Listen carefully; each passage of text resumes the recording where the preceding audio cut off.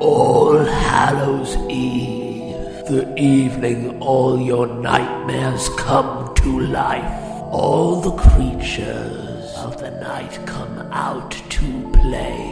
It's time to pay tribute to this terrifying month. So join us as we celebrate the sinister season. This is the Venom month of horrors. The reboot.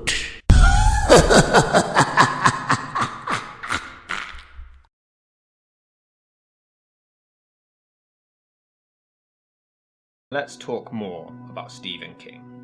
He's very hit and miss. He's created some of the greatest stories in horror history, but then he's created some of the worst. Sometimes he gives us terrifying tales, and other times they're hilariously lame. And then sometimes there's underrated and forgotten little gems. King was teaching at university in the late 70s when he lived near a busy road that took the lives of many pets that belonged to children in the neighborhood, thus creating a pet cemetery for them nearby, including King's own daughter losing a cat and even his own son himself nearly being hit. So this film is almost semi-biographical, imagine that. Uh-oh. Originally, he wrote the novel but felt he went too far and completely discarded it. He and his wife both found the story just far too dark and unenjoyable, though he confessed it was the only book he's ever written that truly scared him. But despite not liking it, he needed one last novel for his contract and was forced to submit it anyway, gaining critical acclaim, leading to the film beginning production. The thing is, I guess because of his disliking of the story, King actually refused to let people make an adaptation for a while before finally selling the rights to George Romero in 1984. Unfortunately, he had to pull out to work on Monkey Shines, leaving the film to Paramount. Weirdly, despite King and his wife finding the story too dark, the film was considered too tame, and the ending was reshot to be more graphic, with other scenes being trimmed as it was considered too long a picture. It gained generally mixed reviews, some claiming it was scary, others calling it a cliched piece of crap. But unlike the likes of The Shining, this was actually the first ever screenplay produced for a film by Stephen King himself. Now he has no excuse and he has no Kubrick to blame if this one bombs. But is it really as great and scary as we all remember? Or is it just a cliched piece of crap after all? Well, let's take a look at Pet Sematary. Great. So we open with a family called the Creeds moving from Chicago into a new house. The dad, Lewis, played by Dale Midkiff, is the new local doctor there, with his wife Rachel, played by Denise Crosby, and their daughter Ellie, played by Blaise Badal, and their son Gage, played by Miko Hughes. Who actually grew up to star in Kindergarten Cop, Spawn, and Wes Craven's New Nightmare. Good for him. So?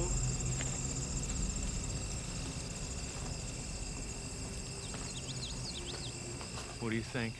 Perfect house to kill you in with the help of our possessed zombie son. What? Nothing. So we instantly get our first crisis of the movie when Ellie falls off of a tire swing that is about a foot off the ground. And this is such a crisis, both parents completely ignore their 2-year-old to rush over.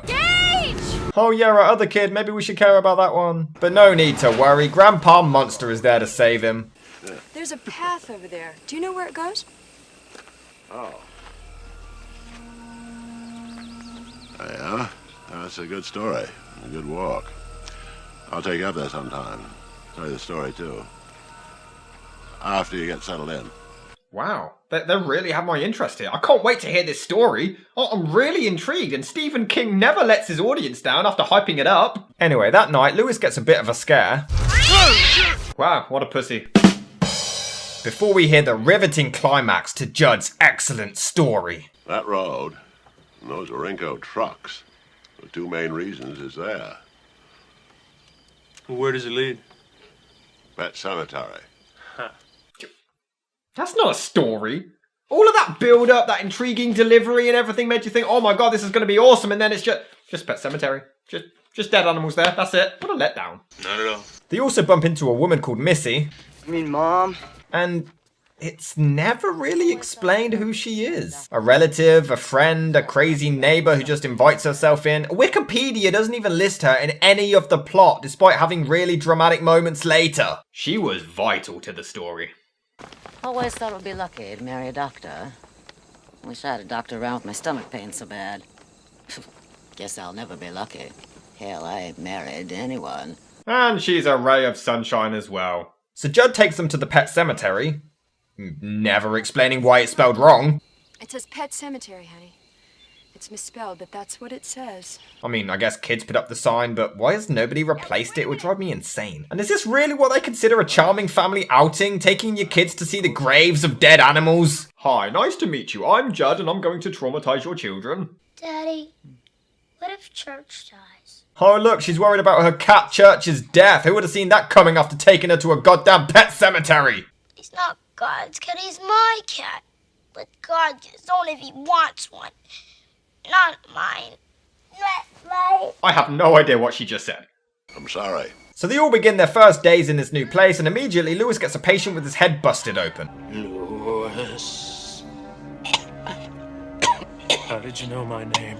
I read the book. By the way, how does he know his name? It's never explained. You keep saying that. And then the very next day, it took the film just 20 minutes to completely rip off an American werewolf in London with the zombie guy appearing as a ghost for some comedy value. We've got places to go. So he shows him the cemetery again, for some reason, before leaving quite a threatening warning. No matter how much you may feel you have to, do not go on to the place where the dead walk.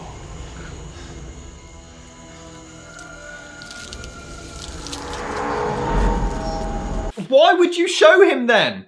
Surely if you don't want somebody to go somewhere, you just wouldn't show them. I mean, he didn't even know that place existed. But it doesn't matter because he wakes up the next morning and it was all a dream. Or was it? Because his feet are covered in dirt. But then, how'd he get home? But then, who gives a shit? I can't remember. So Rachel takes the kids back to Chicago for Thanksgiving while Lewis stays behind for work before Judd calls him about his daughter's cat who's been trucked to death. You gonna tell Ellie? Well, I'll have to mull that over for a while. Maybe when they call, I'll just tell her I haven't seen the damn cat around, you know? I don't want to spoil her holiday. And Rachel's.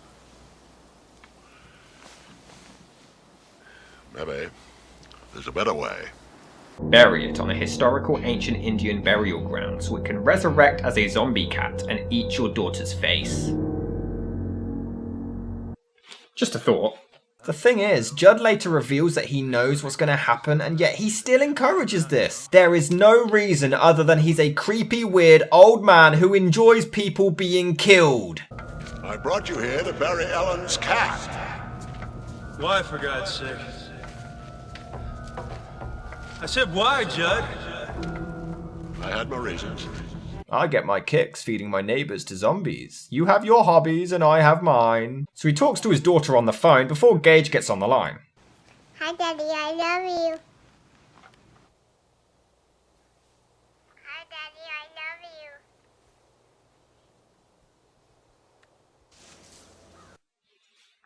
I don't get it. He just stares all evil and ignores his son. What's going on? He spoke to his daughter completely fine. Did we miss a scene?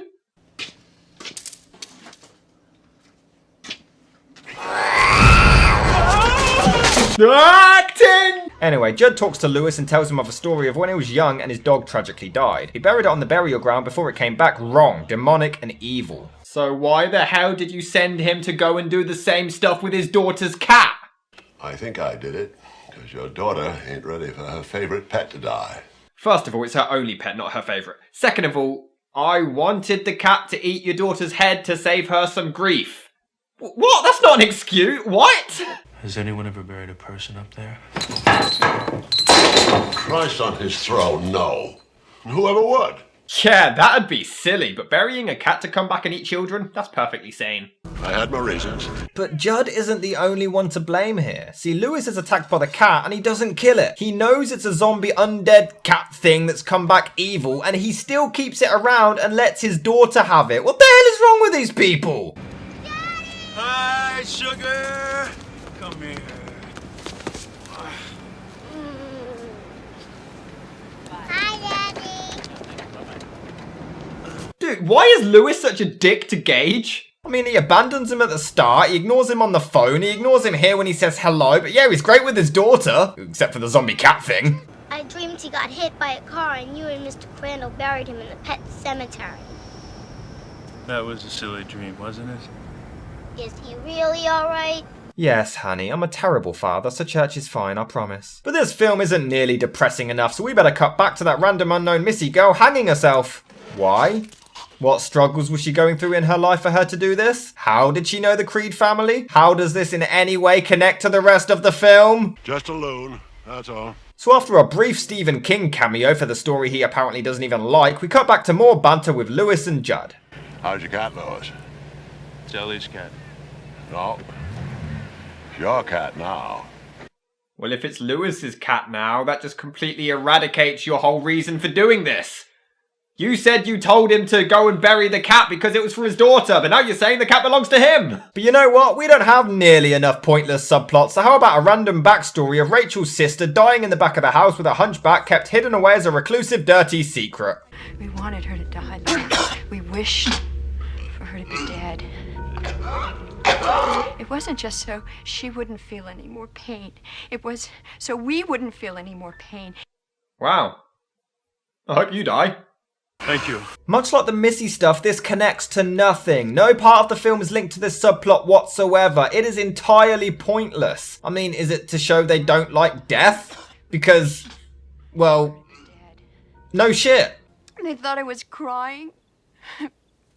But you know something? I think maybe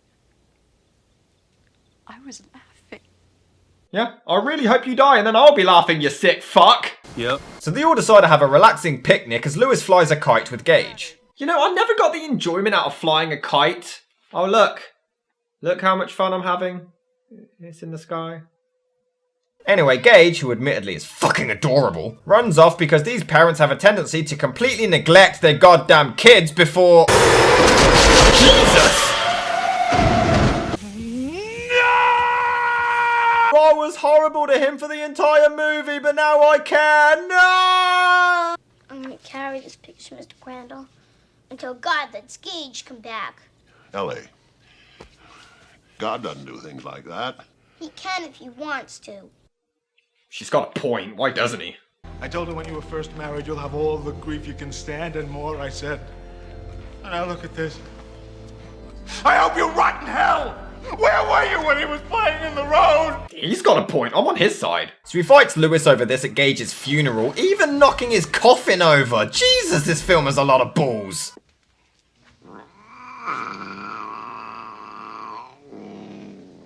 Fuck off, hairball. Well, maybe if you killed the little shit instead of letting it play with your child, maybe it would. Amazingly, Judd actually takes the entire blame for Gage's death. Yeah, he for some reason thinks if he didn't show Lewis the burial ground or the cemetery, I'm not sure which, then Gage wouldn't have been hit by the truck. So this literally makes no sense. This is an entire plot point that just makes no sense. No, Judd, you're the reason his cat came back as a zombie, but why would you showing him the cemetery be the reason his son got hit by a truck? Where's the connection? You believe that? So Lewis starts to consider burying his son on the same grounds before Judd reveals a person actually did do this before and they came back as a killer. What's the bottom of the truth?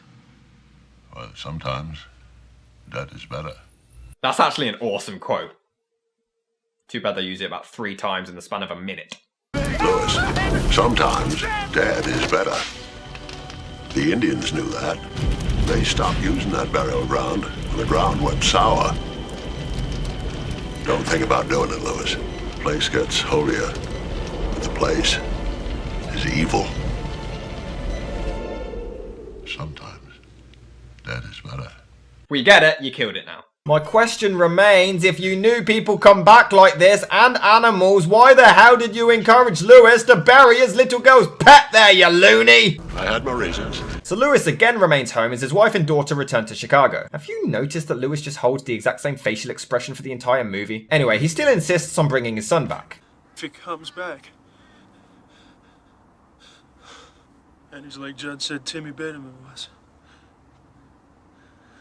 I'll just put him back to sleep. Oh, you mean like you did with the cat? Oh, wait. In fact, there is no reason for him to believe that he won't come back wrong. He knows he will. This entire thing makes no sense. I mean, I know he's grieving, but this is just stupid. Anyway, his daughter starts to see the future and ghosts or something and somehow knows that stuff's about to go down. A psychic kid in a Stephen King story. Well, that's new. Also, never explained. And then the zombie ghost guy appears to his wife. How? Why? Who gives a shit? I'll tell him to call you. Don't bother, Judd. I'm coming home. Rachel, now. You don't want to do that. I have to do it, Judd. Goodbye. Rachel? Rachel? Anyway, Rachel starts to panic and makes her way home before having weird visions about her sister. But this is, again, completely pointless. I mean, she says her and Gage are gonna kill her for letting them both die. I mean, only part of that is true, but she has nothing to do with the overall narrative, and this just seems like a forced way to make Rachel's character seem more important than she actually is. Oh, and they're still ripping off American Werewolf in London. Awesome. Make it wait. I can't. All right, I'll call the pilot. Oh, that was easy. So Rachel tries to get another flight home, but they're all booked up until the zombie uses the Force or something to make the staff member get her a ticket anyway? Sure. Well, I feel like I'm going crazy. So Lewis returns to the burial ground with Gage's body, as he also has some weird visions because, oh, who was questioning anything at this point? King is the boss of weird shit for the sake of weird shit. Well, Rachel drives home and completely rips off Psycho, and I mean shot for shot and even music, this is Psycho.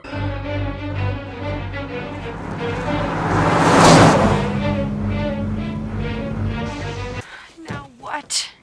It's trying to stop you. Do you hear me? It's trying to stop you. What is? What is? Tell me, what is? This is supposed to be zombies, not ghosts. Just imagination. So she finally gets a lift home, but it is far too late.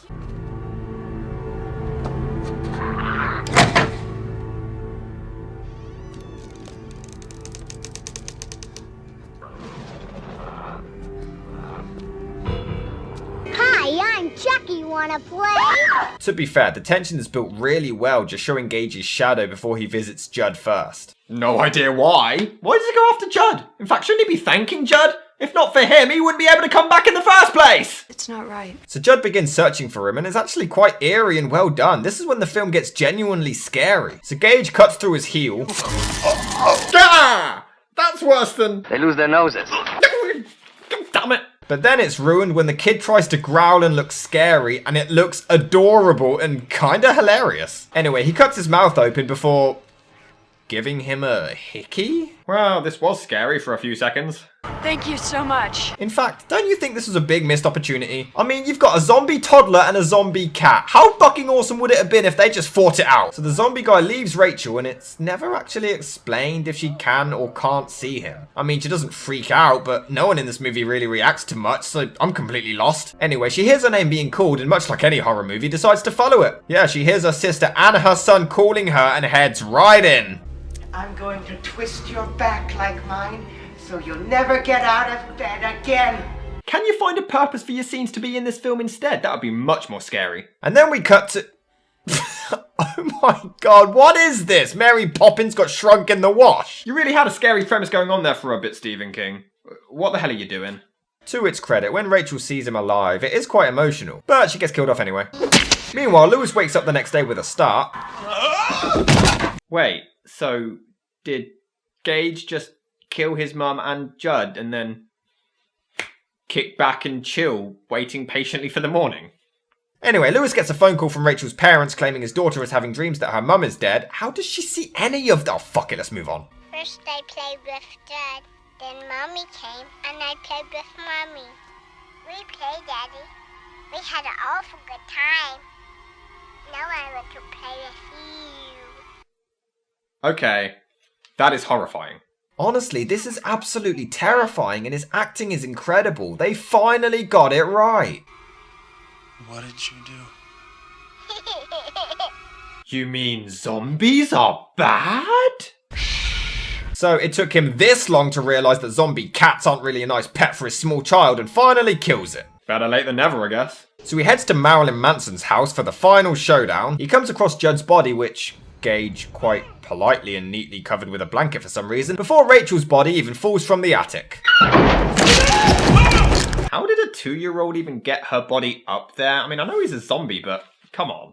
Well, I'll take it under advisement. And Gage actually laughs. It's a really evil one too, which is terrifying until he dives down, which looks fucking hilarious. And then he bites his nipple. God damn it, will you just have a scary scene and stick with it? Stop with these weird, creepy fetish fantasies of yours. Oh, thank you. And right here, this is beautifully done. Lewis calls his son over and has flashbacks to him being alive before having to stick him with a syringe to kill him once and for all. I mean, it's never explained what's actually in these syringes that somehow kill zombies, but who cares? It'll pass. They always do. It's really emotional, which is backed up by some amazing acting by the guy. Seriously, other than Gage's pathetic growling, which still sounds stupid, this is perfect and definitely will not be ruined by anything. No fair.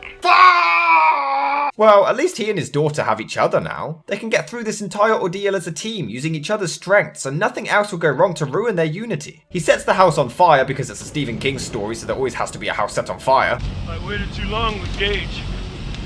With Rachel, it will work this time. Because she just died. She just died a little while ago. What? What? Are you fucking kidding me?